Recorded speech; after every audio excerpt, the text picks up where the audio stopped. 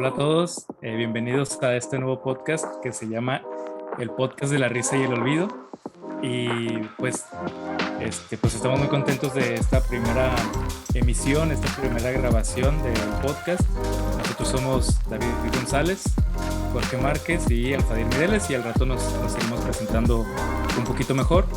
La idea de este podcast es poder hablar libremente sobre diversos temas desde un enfoque filosófico. Entonces, es abordar el tema que esté de moda, o abordar el tema que queramos, o abordar un tema que hemos acordado, o que nos pueda solicitar a alguien que esté ahí detrás en la audiencia. Y lo abordamos desde nuestras áreas de estudio o desde nuestras áreas de interés, donde podamos aportar algo que consideremos interesante. Los tres somos docentes.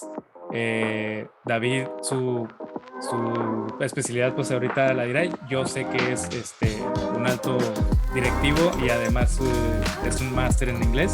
Jorge es psicólogo y es maestro en depresión, y pues yo no tengo área de expertise, pero ahí le muevo tantito.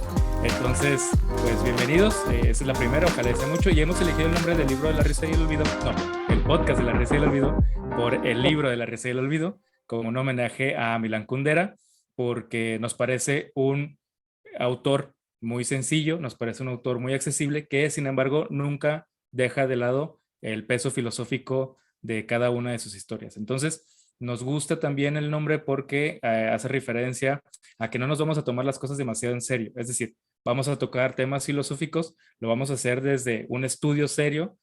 Todo lo que digamos vamos a intentar respaldarlo en fuentes fidedignas, pero tampoco nos tomamos tan en serio y consideramos que el olvido es una bendición, y sobre eso probablemente David tenga algo que decirnos más adelante. Entonces, pues bueno, yo creo que muchachos se pueden presentar.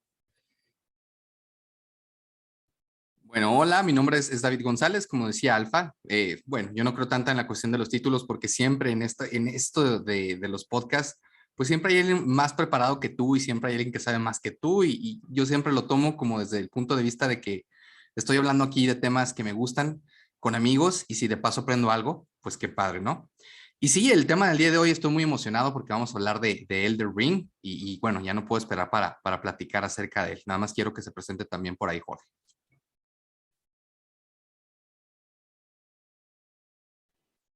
Buenas tardes, noches a todos. Soy Jorge Márquez. Igual los títulos nunca me han gustado tanto. O sea, si les pudiera decir algo, mi breve es que creo que mi pasión es la docencia, dar clases, me encanta, particularmente de psicología y filosofía, y tener la oportunidad como de charlar de forma íntima, pero también compartir esto entre amigos, ¿no? Y está genial tener este espacio como para abordar temas de lo que sea y explorarlos, a ver qué cosas interesantes pueden salir por ahí. Pero ya, urge meterse en tema, que me encanta. Sí, bueno, si te parece, Jorge, nada más voy a hablar brevemente de lo que vamos a platicar hoy, que obviamente es este gran juego, Elden Ring. Elden Ring es un juego de la famosísima casa From Software, que aquellos que no conocen qué ha hecho From Software, pues es la famosísima saga, la más famosa de todos, sin duda, Dark Souls. Después hizo Bloodborne y Sekiro, que por ahí unos decían a tono de broma que Bloodborne era Dark Souls con pistolas y Sekiro era Dark Souls pero con ninjas, ¿no? Son juegos muy similares, sobre todo esos dos, y la principal característica de estos juegos que lo hicieron tan famosos es que eran juegos extremadamente difíciles, ¿no? Sobre todo la fama se la ganó Dark Souls, y pueden ver infinita cantidad de memes. Incluso el abrir un cofre era literal buscarle a la muerte, ¿no? Y es muy interesante lo que hizo From Software, que ya nos platicará Jorge, porque tiene una manera de hacer juegos que es muy rara, sobre todo hoy en día en la industria. Por ahí los últimos 4 años se ha debatido mucho que si este tipo de juegos ya están muertos, porque obviamente lo que ahorita reina son los juegos colaborativos, dígase Fortnite o lo que hace Warzone, etcétera. Y decían que este tipo de juegos en solitario estaban pues destinados a morir, ¿no? Sale Elden Ring con una campaña de promoción muy pequeñita, nada que ver con lo que hicieron con, por ejemplo, con este juego de, similar a Blade Runner en el futuro. Bueno, El Cyberpunk. gracias, con Cyberpunk, que gastaron miles de millones de dólares, que aparte de que el juego, pues por ahí tuvo muchos errores, evidentemente, pues no logró vender la cantidad que ya vendió Dark Souls, porque sin duda alguna la mejor promoción siempre será entre los gamers y si es un juego bueno va a ser, ¿no? Y todas las Y casas eso le que el dieron... estudio tiene mucho prestigio y tenían de- otros juegos exitazos. definitivamente, ¿no? O sea, definitivamente era la gran apuesta, sobre todo después de lo que habían hecho con The Witcher 3. Y ya para dar la palabra a Jorge, lo que más me gustó de este juego es que es un juego de mundo abierto muy diferente a todos los demás, porque yo soy un fan, por ejemplo, de The Witcher 3, pero todos los juegos de mundo abierto, la gran mayoría te da pequeños tips, ¿no? O sea, si ves un árbol que brilla más que todos. Ves una cueva por ahí rara, pero que tiene un cierto glow. En el mapa hay una signo de interrogación. Y aquí todo es muy orgánico, o sea, es un mundo abierto y es bosque, iglesias y cosas destruidas, ¿no? Entonces realmente no sabes a dónde vas ni qué es lo que vas a hacer. Y cuando te envían en una misión te dicen, pues tienes que ir a esta misión al sur. Y Dios te libre, o sea, vas literal al sur y vas preguntando y vas haciendo y cuando llegas finalmente, pues todo es muy orgánico y ya sabes que cuando terminas la misión, pues tienes que volver con la persona que te lo envió, porque tampoco te dice el juego, dice, muy bien, ya obtuviste la misión, tienes que regresar con Juan Pérez, tampoco te lo dice. Y vas ganando experiencia y vas ganando cosas, pero es muy diferente a lo que yo había jugado anteriormente porque en ese sentido el juego es muy orgánico. ¿Qué opinas, Jorge? Estoy de acuerdo, es un juego, yo creo es un juego de autor, o sea, cada detalle está cuidado. Y yo hasta ahorita creo que se me hace el juego de mundo abierto más logrado que hay. Quizás haya cierta tendencia de mi parte porque la saga de los Souls, Disculpen incluyendo a el los amantes Bloodborne y de el Zelda que siempre se pelean con todo de el mundo. Sekiro es mi favorito. A mí el Zelda, en mi infancia, o sea, cuando jugué el Zelda 64, quedé maravillado. O sea, durante mucho tiempo fue mi juego favorito. Y es muy buen juego y es muy buena saga. O sea, Breath of the Wild creo que sí es un gran juego también. Pero yo sí creo que Elden Ring llevó ese concepto a una cuestión mucho más grande, alta y de calidad. O sea, es impresionante. ¿Por qué? O sea, algunas cosas de las que tú mencionas, yo estoy de acuerdo con ellas. Por ahí hubo una controversia, me acuerdo, cuando acababa de salir el juego. Algunos desarrolladores de, creo que fue Ubisoft y también uno de los de Horizon Forbidden West, de los creadores, criticaron parte del diseño del Elden Ring, ¿no? Porque decían que, por ejemplo, al hub le hacían como que falta cosas. O sea, es un juego que parece que está desprovisto de indicaciones para el jugador, pero creo que eso es parte de lo que lo hace precisamente genial y diferente, ¿no? O sea, tú ves un juego de Ubisoft, aunque es un buen juego, y como mencionabas, abres el mapa y de repente el mapa está lleno de todo, ¿no? Y te dicen dónde está lo importante y dónde está lo interesante y dónde tienes que ir y dónde tienes que poner la atención. Y eso hace que tu experiencia se dirija. La experiencia del Elden Ring, no voy a decir que no tiene nada de dirección, sí la tiene, pero esa dirección es mucho más libre y para mí está hecha de una forma mucho más interesante. Eh, y esto en realidad para mí no empieza en Elden Ring, empieza quizás desde Dark Souls. Demon Souls es un poco diferente, yo amo Demon Souls, fue el primer juego que jugué y es el primero de la saga. Pero el primero que tiene un mundo muy interconectado, distinto y que te da la oportunidad como de ir hacia donde tú quieras es Dark Souls, sin ser mundo abierto. Y desde ahí yo me di cuenta como de algunas cosas, y es que en Elden Ring y en Dark Souls, la guía no está en algo obvio que te dice vete para allá, está más bien en la dificultad. O sea, tú tienes 5 vías, 6 vías, 8 vías diferentes para irte, pero te vas a dar cuenta que algunas de ellas son mucho más difíciles que las otras, ¿no? Y eso empieza a generar cierta tendencia en el jugador a que vaya explorando primero ciertas zonas. Pero a final de cuentas, tú como jugador sabes que sigues teniendo la libertad de irte para donde te dé tu regalada gana, ¿no? O sea, aunque te vayan a partir, Oye, Jorge, este, y ahí quiero hacer un pequeño apunte porque me parece bien interesante lo que mencionas. Por ejemplo, en The Witcher 3, que es un mundo abierto, te encuentras con voces, por ejemplo, a la mitad del bosque y te da esta pequeña tip que ya sabes que no lo debes de hacer. O sea, arriba del boss sale una calaverita roja. Entonces significa que ni te acerques porque te va a destruir en el nivel que tú tengas. Aquí no tienes eso. Incluso muchos de los, ni siquiera no son bosses, muchos de los enemigos que se encuentran en ciertos lugares está casi imposible derrotarlos. Y no, ni siquiera estoy hablando de bosses, sobre todo si estás iniciando en el juego. Entonces eso es pues algo refrescante, sobre todo para gente que está acostumbrada a que el juego sea muy fácil o que te dé las herramientas a la mano para derrotar a un jefe. Perdón, me parece importante hacer el apunte. Sí, no, este juego te va a hacer sudar y te va a hacer además poner mucha atención y aprender por tu cuenta, tal cual, porque no te va a avisar, ¿no? O sea, simplemente aprendes a través de la experiencia tal cual, ¿no? Y algo que para mí también hace muy bien este juego, que no todos lo logran, es que, y aquí me voy a apoyar justo de Kundera, que nos inspiró para el nombre del podcast. Kundera por ahí tiene, para hacer unas de sus citas que me gustaban mucho, decía que antes, los caminos en un trayecto eran una experiencia, o sea, como tú, cuando viajabas en caballo o en carreta, los trayectos eran muy largos en tiempo. Entonces, tenías que hacer de ese viaje toda una experiencia, ¿no? Y dice, ahora ya con el transporte que tenemos, parecería que nada más ir de un punto A a un punto B, todo el camino de trayecto es un obstáculo entre donde estás y donde quieres ir, ¿no? Y en la mayor parte de los juegos de mundo abierto parecería que la gran parte del mapa y de lo que hay es un obstáculo, o sea, es algo que simplemente te estorba, ¿no? En Elden Ring, todo el mapa es una experiencia tal cual. O sea, todo el mapa es este viaje que está repleto de detalles, ¿no? O sea, que tú ves un punto del mapa y dices, eso de allá se ve fregón y quiero ir, no sé qué sea. Y en el trayecto te encuentras tantas cosas tan impresionantes que a lo mejor acabas llegando a otro lugar y está fregón, ¿no? O sea, no te hizo falta llegar al punto que querías llegar. Sí, Alfa. Bueno, yo quisiera preguntarte al respecto, porque yo no tengo la experiencia de jugar Elden Ring. Coincido con eso de que la mayoría de los juegos actuales de mundo abierto, eh, por ejemplo, en particular los Assassin's Creed, que justo los que dices de Ubisoft.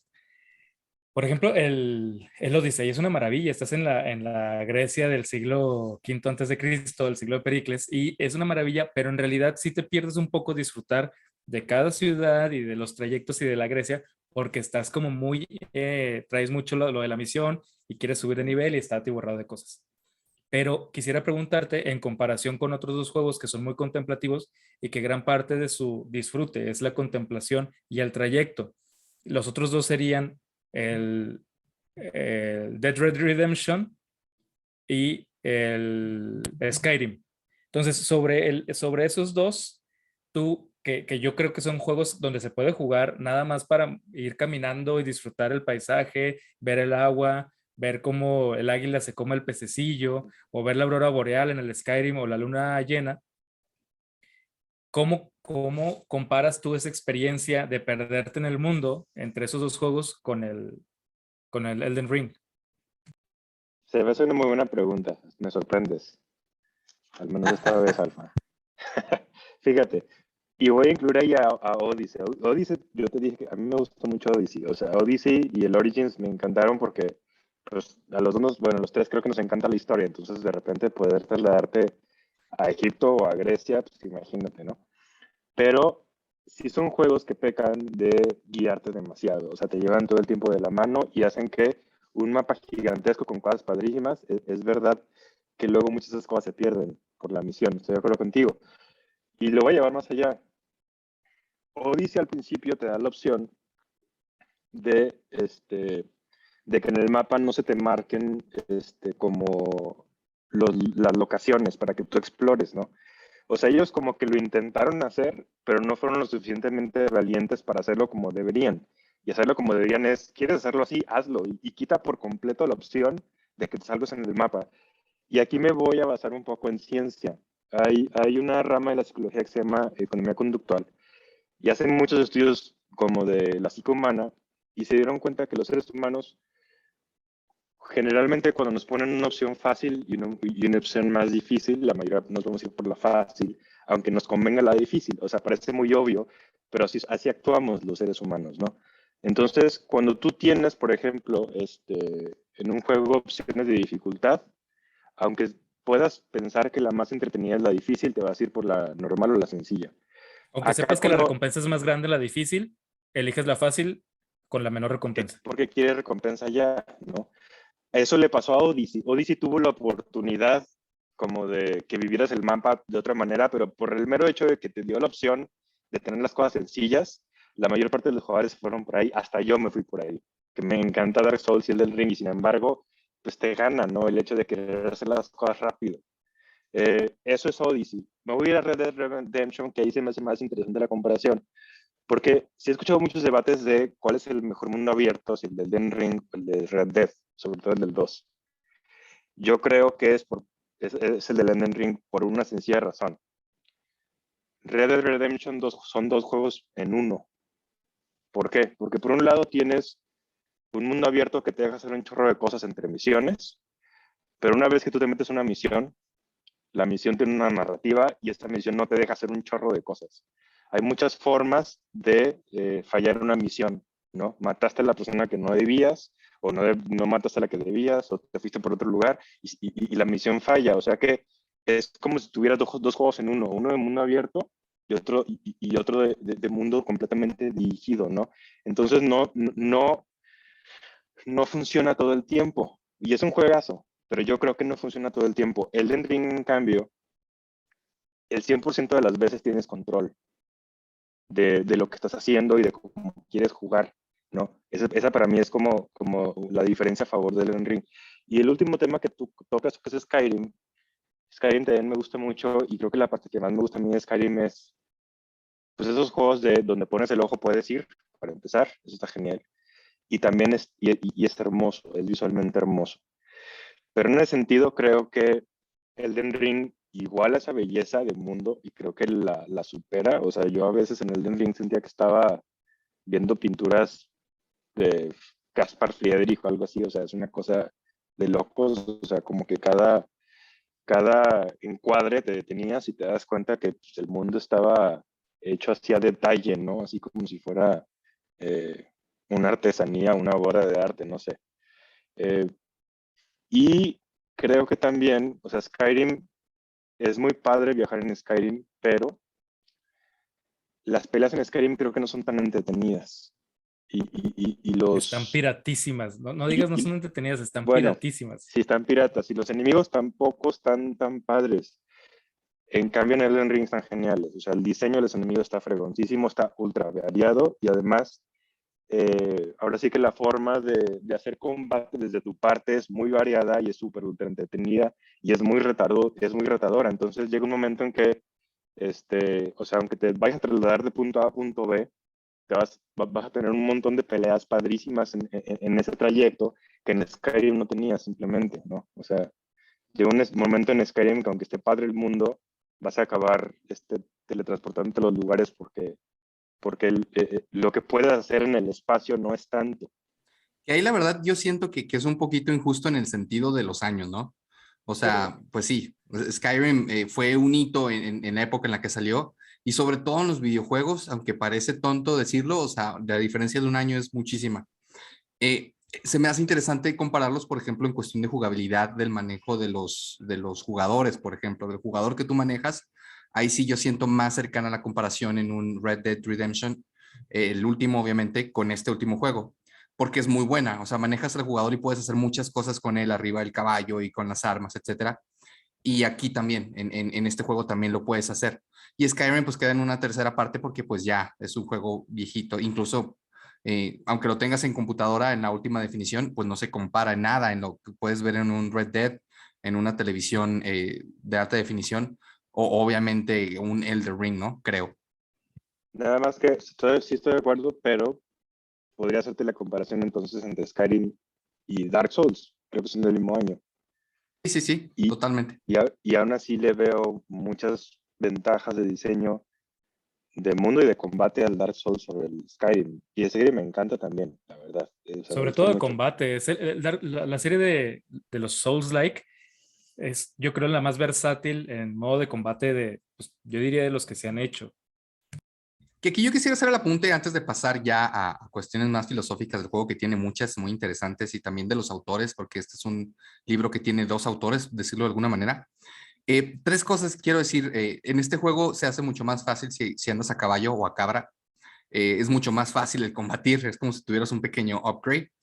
En este juego ser mago es prácticamente ser un dios, o sea, es muy diferente ser, digamos, alguien normal a ser un mago. Es prácticamente jugar en Easy Mode, aunque obviamente como el mago en Dungeons and Dragons o en cualquier otro juego, pues sabes que con que te toquen estás prácticamente muerto, ¿no? El famoso Pero, Glass Canyon. exactamente, pero tienes un arsenal increíble, ¿no? O sea, tienes unos ataques rotísimos.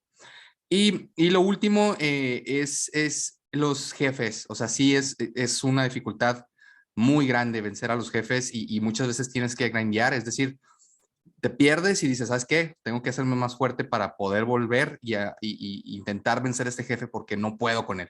O sea, es literal pasar horas a veces en tratar de vencer a un jefe, que yo no lo veo como algo malo, ¿eh? Como dice Jorge, o sea, es algo gratificante, sobre todo si eres un gamer de antaño, porque antes no había, ni podía checar en internet, ni podía checar en YouTube, tenías que esperarte a una revista y aún así a veces no te Sí, daban la respuesta. con el buen Gus Rodríguez. Y tenías que esperar a que a un amigo que era muy bueno te dijera cómo poderlo vencer si tú no podías, ¿no? O que tu Entonces hermano aquí es mayor agarrara el control. prácticamente lo mismo, a menos que quieras hacer trampa y meterte a YouTube, es muy difícil con los jefes, creo. Oye, Dave, yo tengo una pregunta. El primer Souls-like que yo jugué fue el Dark Souls 3. Este, Mi experiencia con ese juego tiene que ver con lo que tú dices. La mayor parte del mapa no tienes música y vas así descubriendo y los sonidos están muy vivos y todo eso. De repente cruzas una puerta o entras a una arena o entras a un lugarcito y te aparece el jefe. Y cuando aparece el jefe, la música empieza, ¡pa! Y no solo es épica, sino que además te asusta muchísimo. Entonces, el rollo de que de repente estás contra monitos que traen una maderita y luego ves con un monstruazo y se mueve de una manera bien loca la música. Yo creo que la gran dificultad de los juegos, al menos de los jefes en el Dark Souls 3 y por ejemplo en el Bloodborne también, es el impacto psicológico, el impacto emocional y que son un poco más rápidos y todo eso. Porque ya cuando lo juegas en la cuarta run, no solo es que seas más hábil, sino que ya no te dan miedo. Yo insisto, ya no te asustas. Entonces, por eso puedes enfrentarlos de manera más sesuda, pues. ¿Tú pensarías que es lo mismo en este Elden Ring? Digo, ¿estás de acuerdo con lo que digo los otros y pensarías que es lo mismo en el Elden Ring? Fíjate que estoy de acuerdo con Jorge, qué grandes preguntas haces, Alfa, qué bárbaro.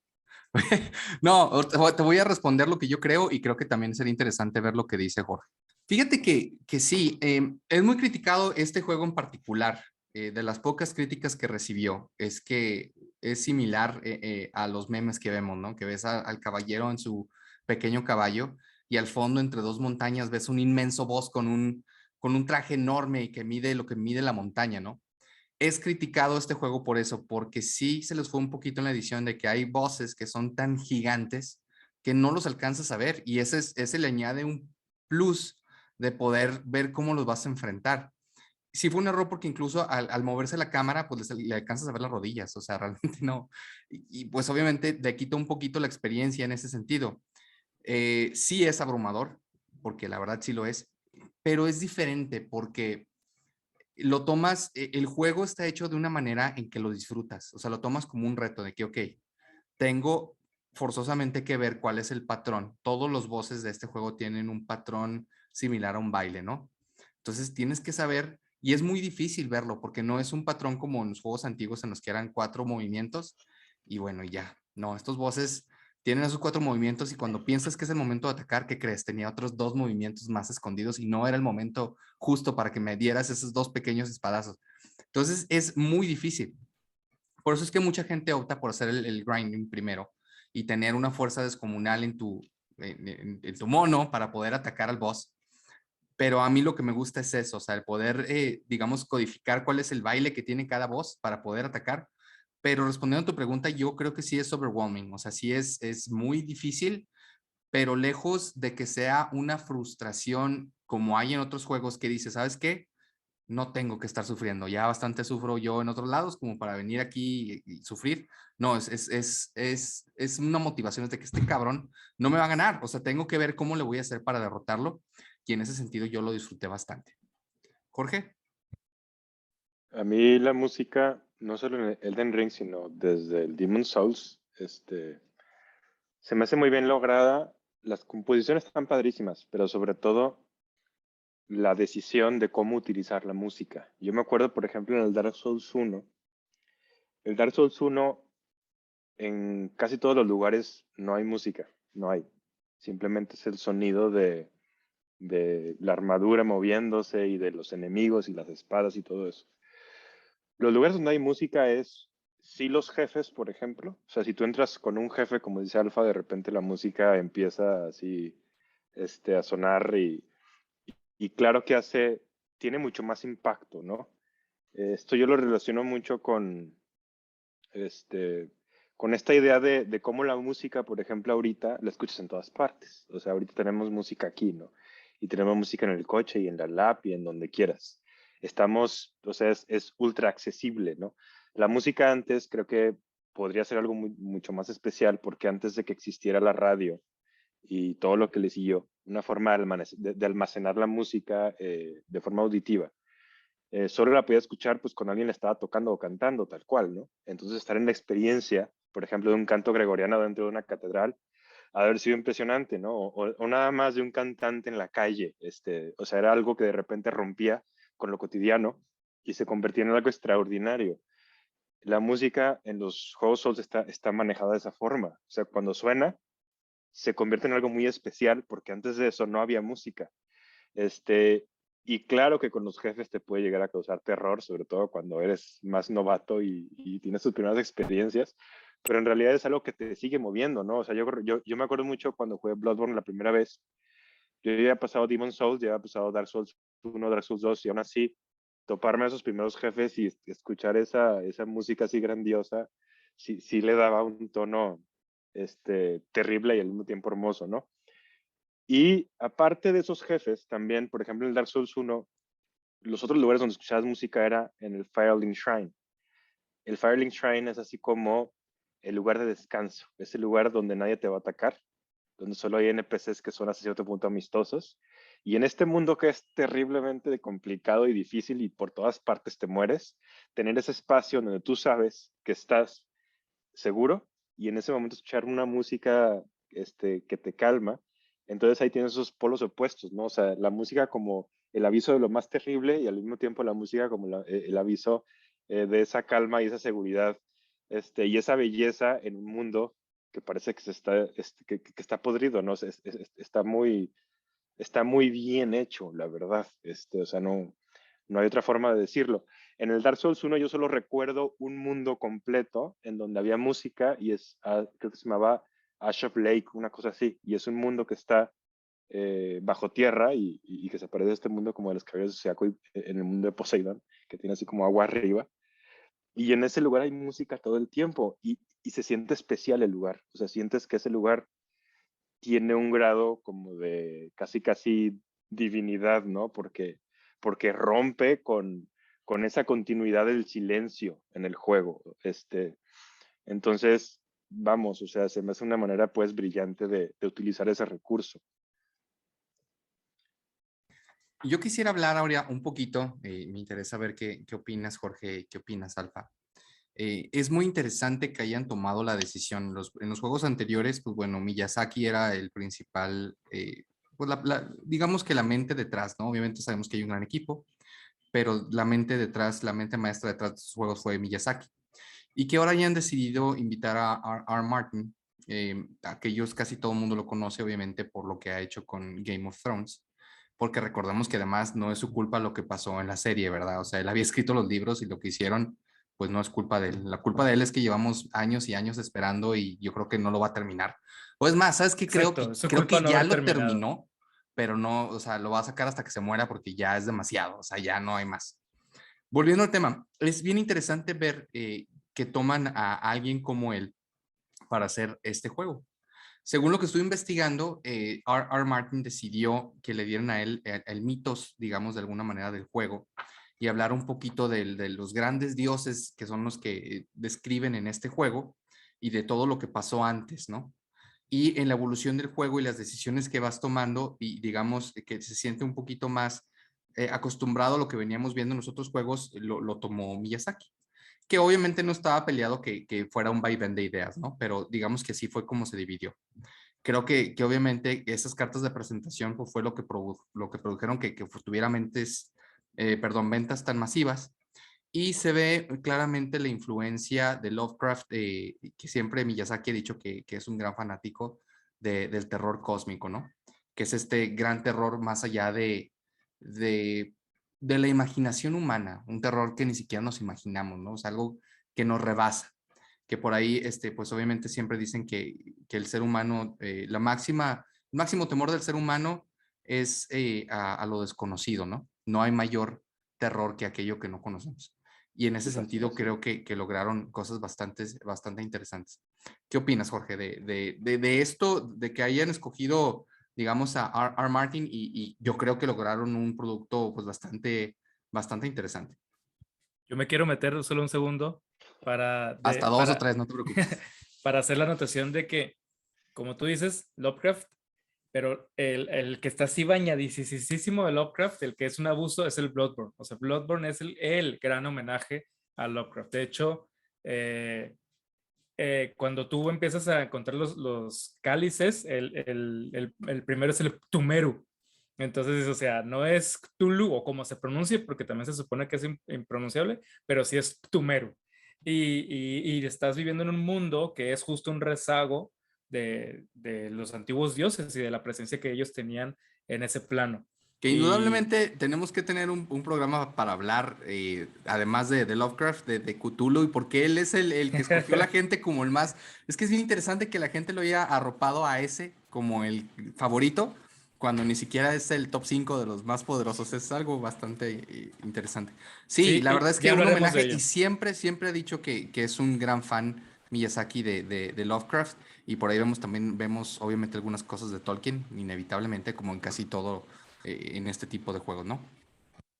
Ya para darte la palabra, Márquez, yo justo de Tolkien, en el Silmarillion, que es como la gran obra, la gran obra del superlore, como la Biblia que escribió Tolkien del mundo del Señor de los Anillos, en un lugar sagrado de los dioses, que se llama Valinor, aparecen dos árboles, Laurelin y Telperion, y uno es el árbol de plata y uno es el árbol de oro, y dan la luz a todo lo que existe.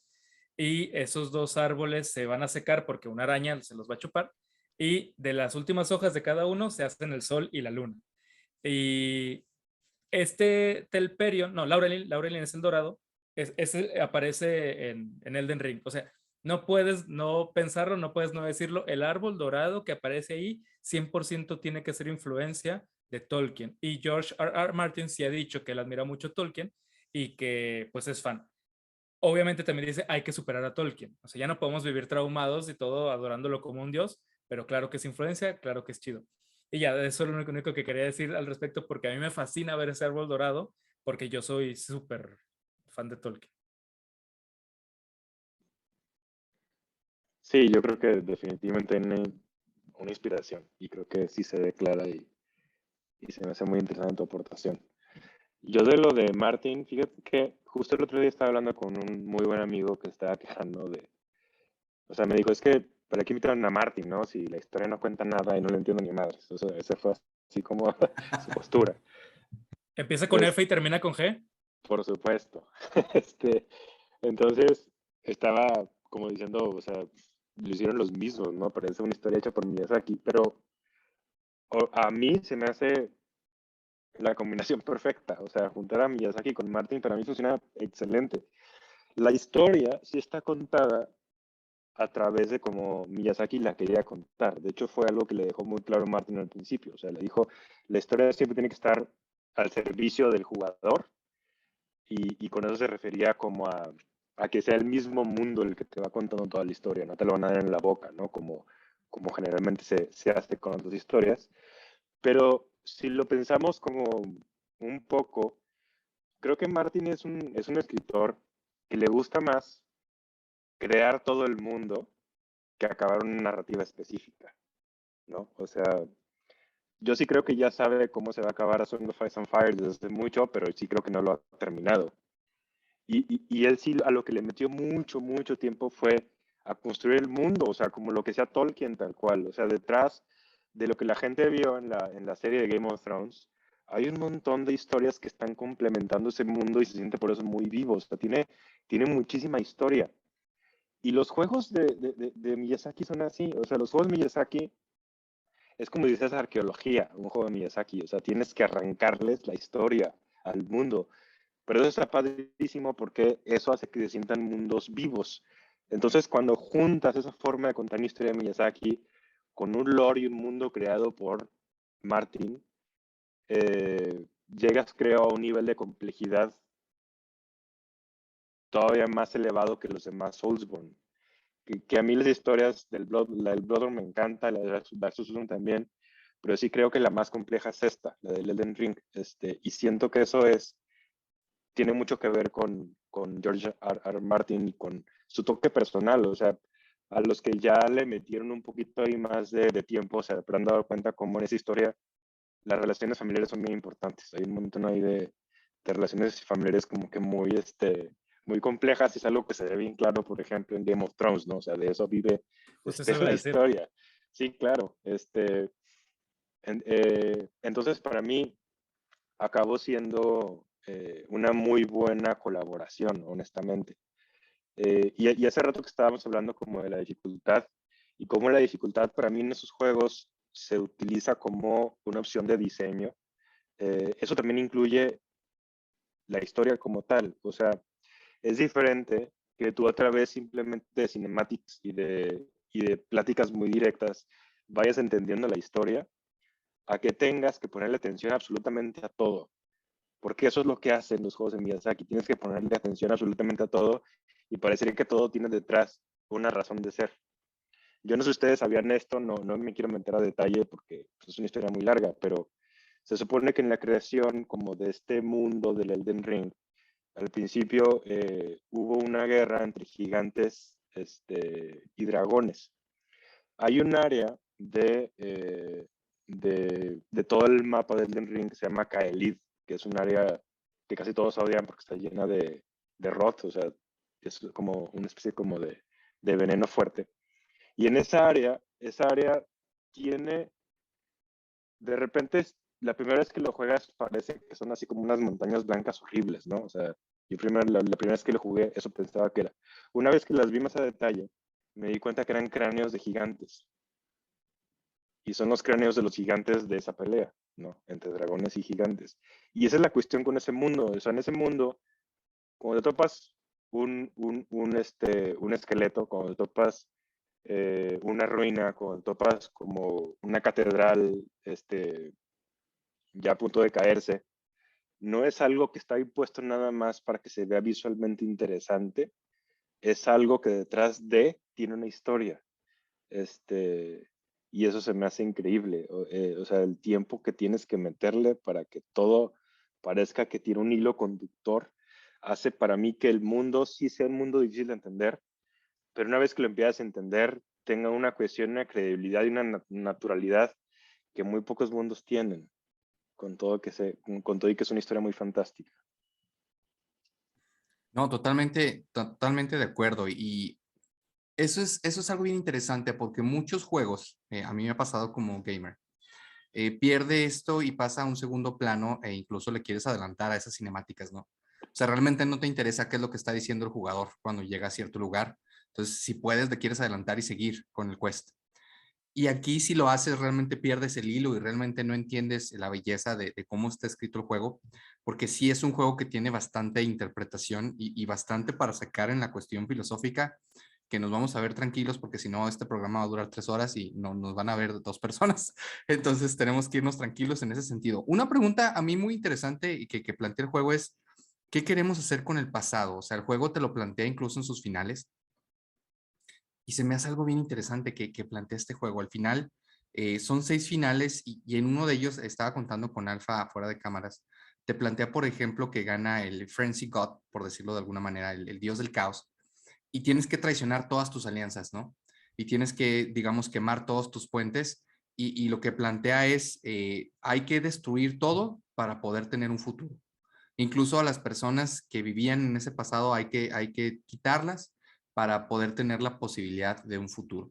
Entonces, todo el juego te plantea realmente qué es lo que quieres hacer, qué es lo que quieres hacer con el pasado, porque dentro de este gran mitos del juego, pues, por ejemplo, no puedes morir, ¿no? Porque se supone que no, la diosa de la muerte, que también te lo plantea dentro de otro final. Pero bueno, no quiero como que entrelazar cosas. Primero, mi pregunta para Jorge y para Alfa es, ¿qué opinan de esta premisa, de una de las premisas del juego que me parece bastante interesante porque siempre este tipo de juegos te ponen en un quest personal y los sesgos que tienes, ¿no? Las decisiones que tomas.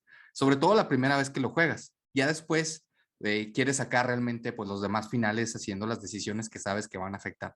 Pero la primera vez que lo juegas es, digamos, tú versus tú, ¿no? O sea, bueno, yo realmente qué decisión quiero tomar y hacia dónde llevaría yo este mundo imaginario. Y eso nos habla mucho de quiénes somos como personas y es bastante interesante. ¿Qué opinas, Jorge? Yo quiero Algo- entrar rápido para que Jorge se explaye. Mm, lo que tú dices, a mí me impactó mucho desde el Dark Souls 3 y desde el Bloodborne, porque, como tú dices, la mayoría cuando juega un videojuego quiere llegar al final bueno, que quiere hacer el final perfecto, el final en donde todo salga mejor.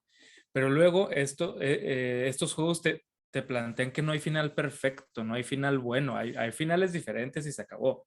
¿Qué vas a hacer tú con ellos? Tú estás planteando este final y este final, no sé si sea el peor o es el mejor, pero a mí me parece tremendamente poético. De entrada, lo que tú estás planteando sí está superlativamente poético y solo por eso yo creo que es uno de los que valdría la pena terminar, ¿no? Para ver cómo está ahí. Sí, no, Y porque la verdad es que está gacho porque traicionas a todo mundo. O sea, o sea, you let down everybody, todo mundo, tus alianzas todas las tiras por el suelo y lo que te plantea él dice, bueno, es que voy a destruir a todo y a todos para poder tener realmente la posibilidad de un futuro. Perdón la interrupción, creo que era importante. es que desde la pregunta es interesante y la posibilidad de la respuesta. No creo que sea filosófico para mí, porque creo que no existe ese contexto en donde se podría realizar. Por lo tanto, eso es poético y poéticamente es maravilloso. Eso es todo, ya que Jorge. Ahí te va. Es que, bueno, yo lo quería primero abordar desde otra perspectiva. Ese final, te refieres al del Frenzied Flame, ¿no? Ese final está considerado como el final malo, hazte cuenta, así suele Exacto. entenderse por la comunidad, ¿no?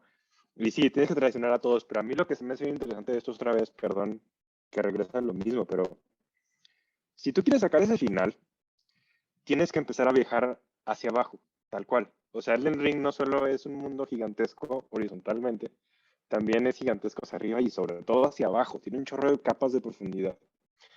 Para llegar a ese final tienes que ir a la capital, que es como el centro del mapa, es que sea así como la capital real, entrar a lo que sería como el sótano de la capital y seguir bajando y bajando y bajando y bajando. Te vas a topar ahí a un semidios, lo vas a matar y en ese espacio hay una puerta oculta que te va a llevar quizás a la zona más difícil de todas, no por enemigos, sino por diseño de mundo. Haz de cuenta que es una caída libre donde hay pequeñas lápidas donde puedes caer, pero es bien difícil atinarle. Entonces el punto es que está cañoncísimo sobrevivirlo. Yo no sé si tú lo hiciste. Yo sí lo hice una de las veces. Está bien difícil. Hay mucha No, gente que ese está no, diciendo pero es el que me que pareció está más más interesante. difícil bajarte que derrotar a Malenia, ¿no? Mucha gente está bromeando con eso, pero es que en realidad es muy difícil llegar hasta el fondo. Y una vez que llegas hasta el fondo, tu compañera que te va acompañando en ese viaje eh, te dice que no lo hagas, ¿no? O sea, que básicamente pues, no traiciones a todos, que es un estúpido, ¿no? Y si lo haces y traicionas a todo el mundo y buscas ese final en donde todo se destruye, hay una forma, una vez de que ya digamos que te convertiste como en este Friendship Flame, hay una forma de revertir como ese efecto y no destruir todo el mundo. Pero la única forma de lograrlo es matando al jefe más difícil de todos, que es Malenia, es la única manera. Y creo que además es opcional. Entonces se me hace muy interesante como primero sacar el final más devastador de todos es realmente difícil poder sacarlo y después si te arrepientes y no lo quieres sacar es casi igual o más difícil volver a revertir como esa situación, ¿no? Entonces es algo que a mí me gustó mucho cómo lo hicieron y sin embargo hay mucha gente que acaba sacando ese final ni siquiera sabiendo de entrada lo que significa, ¿no? Llegando a un final inesperado. Me gustó bastante cómo lo desmenuzaste. Otra de las cosas interesantes, porque es una historia bastante difícil de entender en algunas partes porque habla de muchos dioses y sí, sobre todo dioses.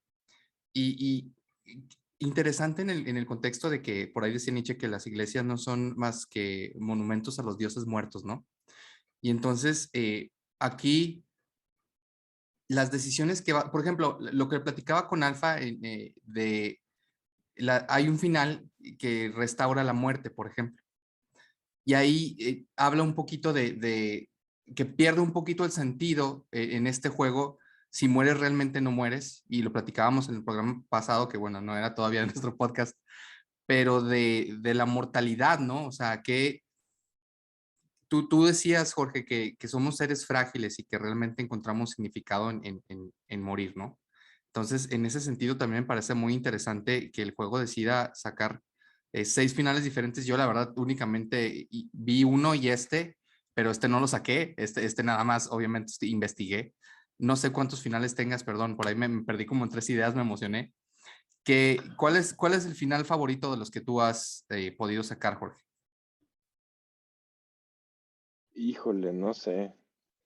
Yo también no los he sacado todos. He sacado 3. Sí sé cuáles son los demás. Este,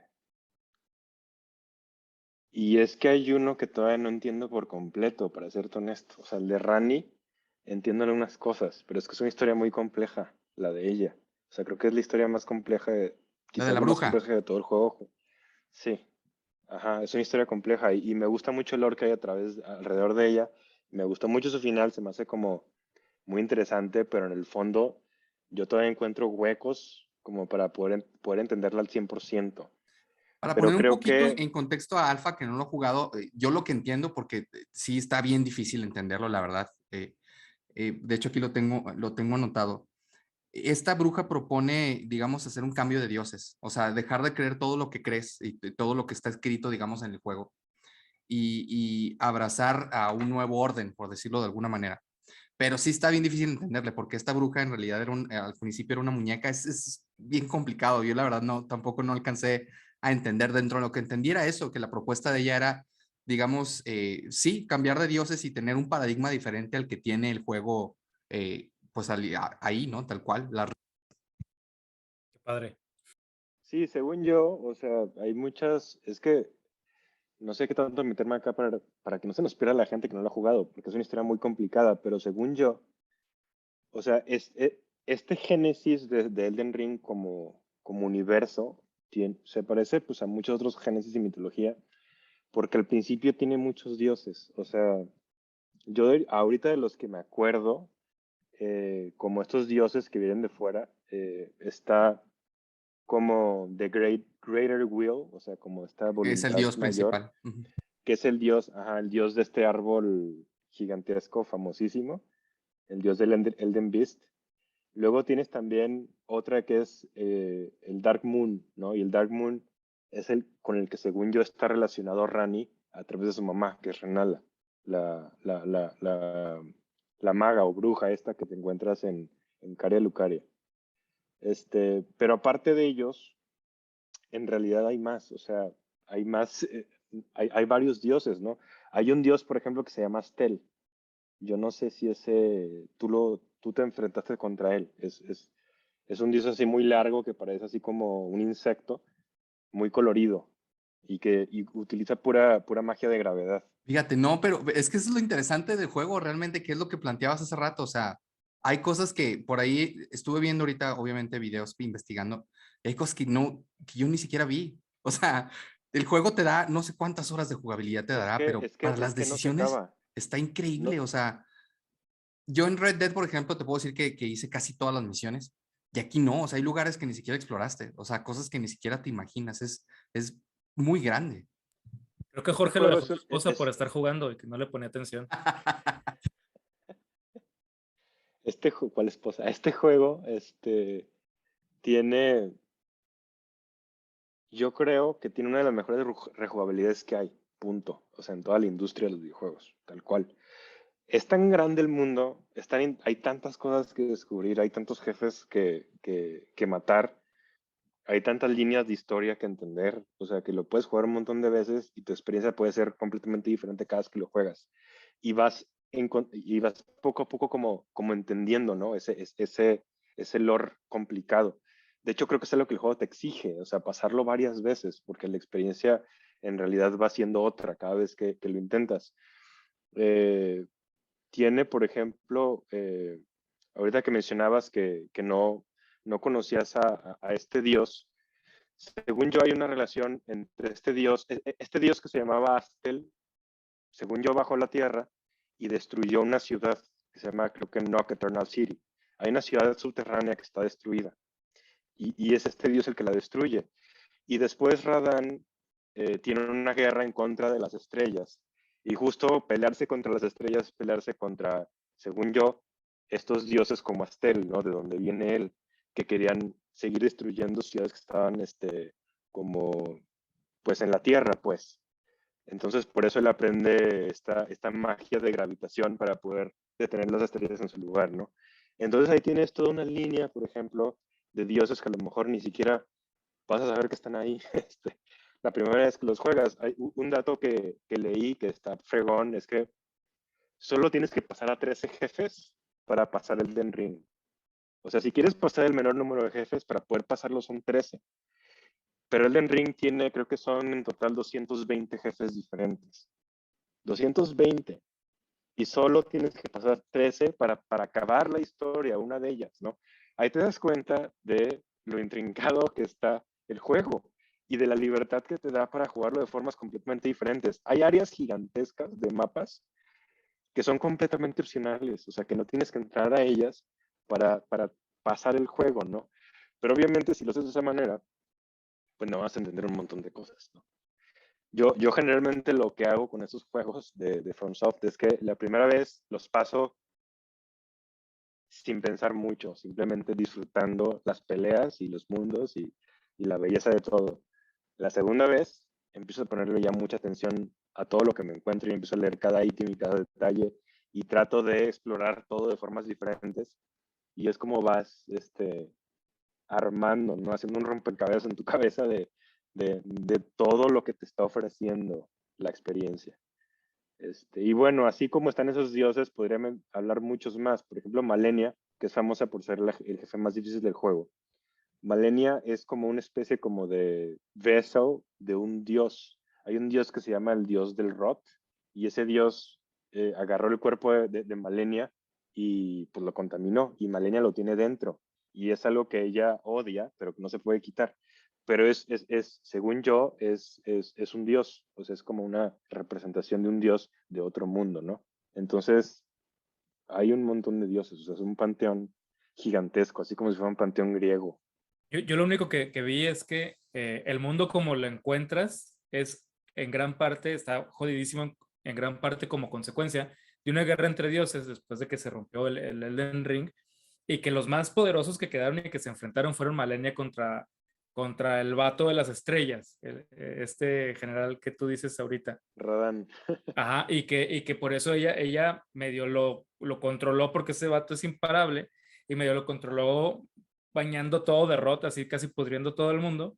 Y por eso están todos así y que el men nada más está como zombie así todo fregado, pero aún así su poder es casi infinito todavía, pero está toda mensote. Y pues tú llegas como a romper ese, digamos, ese equilibrio dormido, porque el mundo está en un letargo después de esta gran guerra y no se soluciona nada. Y pues tú eres el que va a terminar inclinando la balanza de alguna u otra manera, ¿no? De hecho, Alfa, ahorita que me dices a Radán, bueno, a mí me encanta la mitología griega, pero como ustedes saben, o sea, la mitología griega no está depositada toda en algún texto, ¿no? O sea, si quieres entenderla, tienes que leer un montón de fuentes diferentes. Y a veces cuando solo lees una parte no entiendes mucho, ¿no? Yo recuerdo cuando estaba joven y me pusieron a leer la Ilíada la primera vez, no me gustó tanto porque había muchas cosas que simplemente no entendía. Y es que tienes que tener un conocimiento de mitología griega y cultura griega mucho más amplio para darte cuenta realmente de la belleza que es esa obra, ¿no? En estos juegos pasa algo así, o sea, por ejemplo, Radán tiene una historia bien interesante detrás, una vez que no pierde, una vez que empata con Malenia y él queda como pudriéndose por dentro, vive muchísimos años en un estado como de, pues de sufrimiento. Y es un sufrimiento físico y segundo, yo también es un sufrimiento como psicológico, ¿no? O sea, este Ron ya no lo deja ser quien era. Y lo que está buscando sus seguidores es matarlo para darle por fin una paz. Pero como era este gran general, así, casi casi semidios,